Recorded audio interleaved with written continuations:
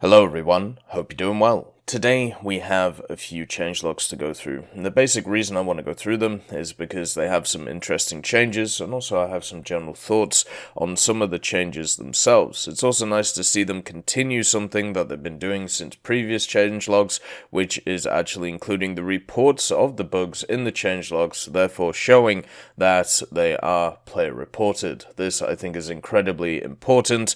It is something that needs to be done, so therefore individuals know that what they are doing on the forums, reporting the bugs to the relevant individuals is actually worth it. There has been for many years this belief when it comes to the general, I can't really say the general player base, but at least the individuals I've talked to, that bug reporting doesn't do anything, and what is the point? Well, here is the impetus to show you that it does do something, so therefore it's definitely worth it. Anyway, let's start off with the first update. This was on the 2nd of February 2021, and it was 2.3.0.85. The first part of it is they fixed a bug on helicopters where when leaving the camera view from the gunnery position, selected MVG mode was reset. This was an issue for quite a long time for helicopters. It basically meant that you had to quick switch into thermals every time that you were moving around the place. Another problem with this, and what emphasized the issue with a bug like this, is now you can actually activate your MVDs during the day, which means that you have to get blinded before you go into your thermals, which is a little bit of an issue, especially for a lot of helicopters. So yeah, it's much better to keep the thermals going all the time instead of having it reset.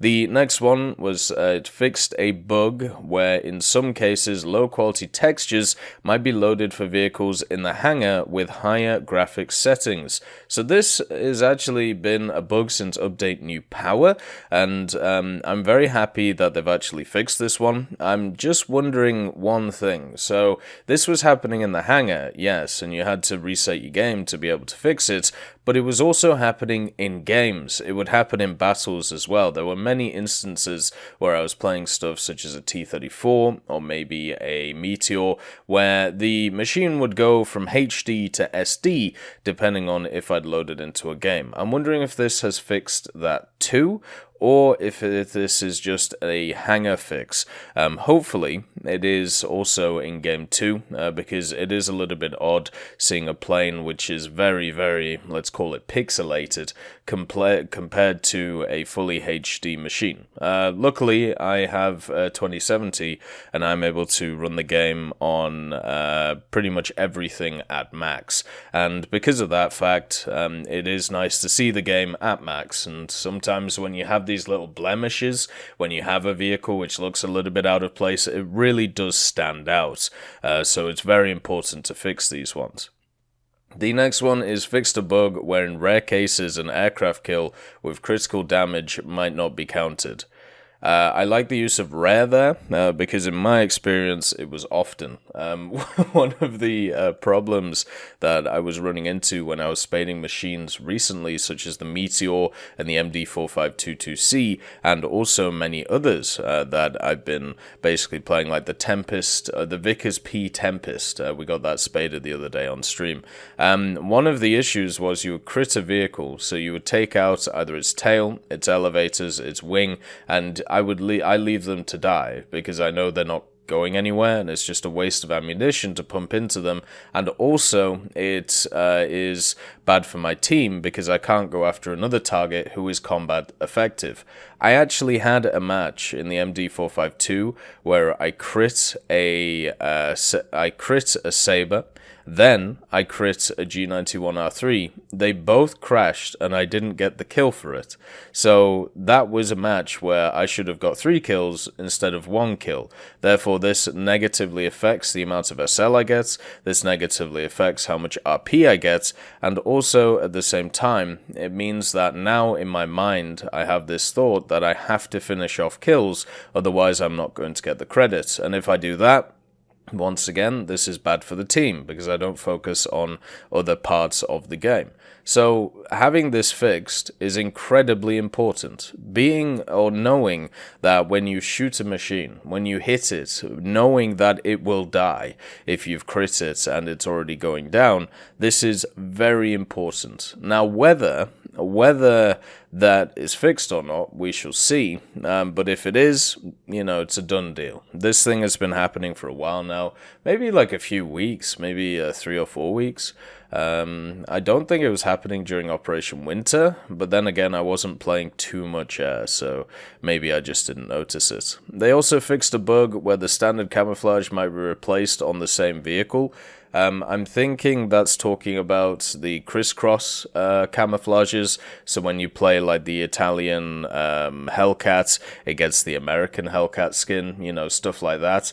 One of the issues with this is obviously in simulator battles, if you have mirrored lineups, then what happens is you might look at a vehicle and be like, oh, well, I'm on the American side. That's an American Hellcat. Okay, I don't have to worry about it. But surprise, it's actually an Italian Hellcat in disguise, and this pretty much means that it's very hard to play the game, especially if you are kind of losing, your bearings with this. Even me in realistic, there was a Chaffee that flew past me at one time, and the Chaffee had the wrong skin on to be an enemy Chaffee, and I just didn't shoot it because I was confused, and he turned around and shot me in the face. And it's those moments, those single moments where you have to be sure that an enemy is an enemy or an ally is an ally, and sometimes you make the wrong decision, sometimes you make the right decision, but overall, now the decision making should be easier to do, which is very important. The next one is the Saab J21. A bug where aircraft wheels might spin in the aircraft hangar has been fixed. A little bug fix, but a nice bug fix. And I wonder if in the next few updates we're going to see an additional stuff to the hangar. I feel like this new hangar has a lot of potential to it. It has a ton of potential, and I can't wait to see if it is fulfilled or not. Just so many ideas like banging around in my head when it comes to the hangar and what you could do with it, and I hope that at least some of them come to the game in some way. Now, the next one was the server update that happened yesterday.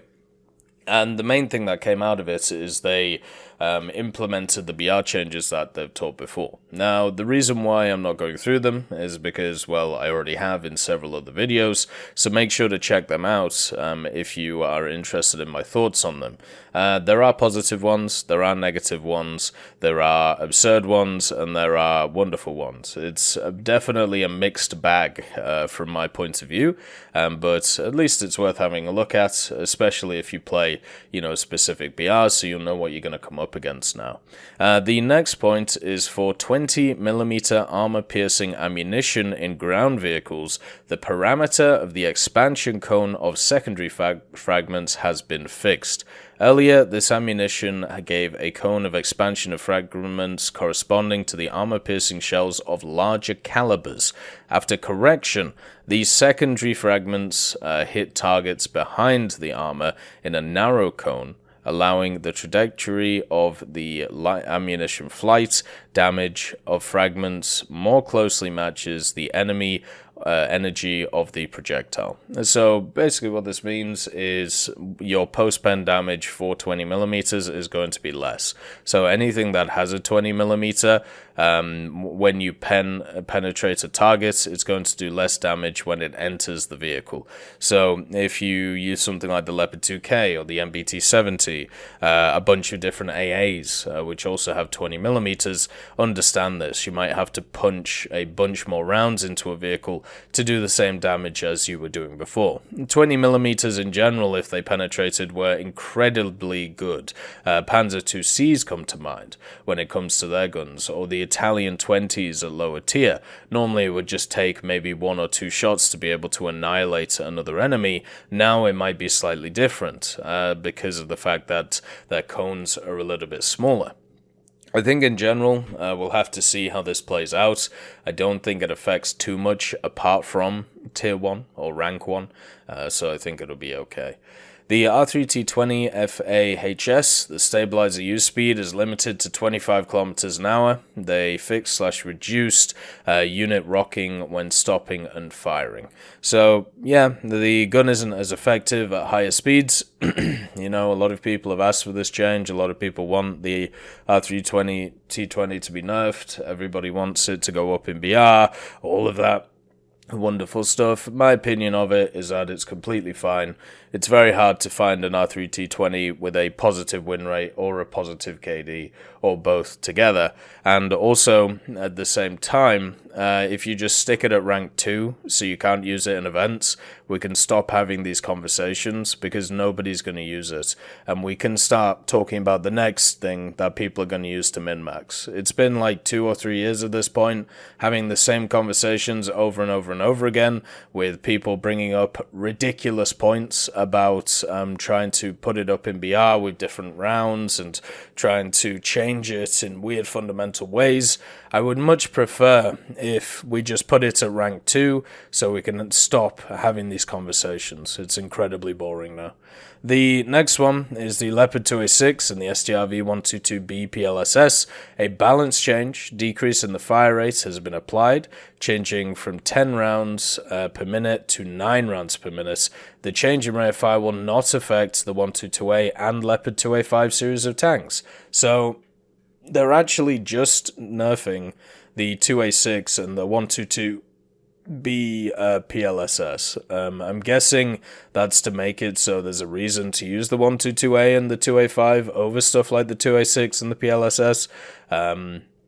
Overall, I mean, I think this is a fine change.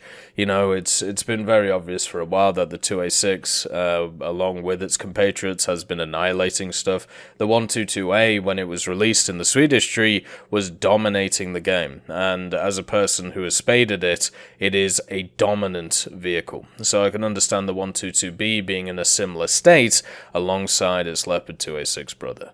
So we'll see if they do more of these little buffs and nerfs with reloads for specific vehicles at high tier. I think they should.